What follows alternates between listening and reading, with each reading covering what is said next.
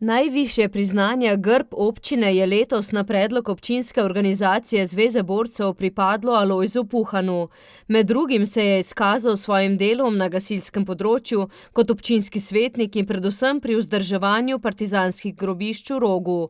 Priznanje mu pomeni veliko.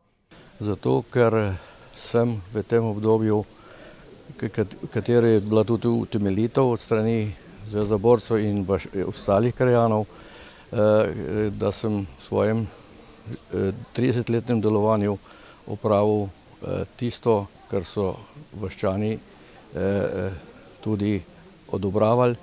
Priznanje občine je šlo v roke športnemu društvu Podhosta za 20-letno delovanje. Danes se člani ukvarjajo predvsem z nogometom. Nastopamo v medobčinski nogometni ligi. Začeli smo v 4. ligi, potem 3., 2. in zdaj že vrsto let kraljujemo med najboljšimi v 1. ligi.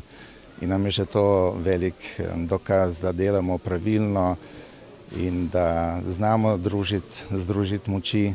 Ne le na športnem, v topliški občini cenijo tudi ustvarjalce na kulturnem področju.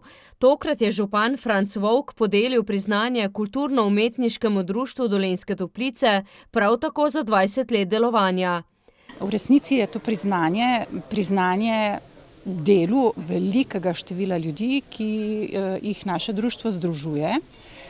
Jaz sem danes tega priznanja izredno vesela, hkrati pa žalostna, ker je ravno tale koronavirus in tega vsi naši člani ne morejo doživljati z mano.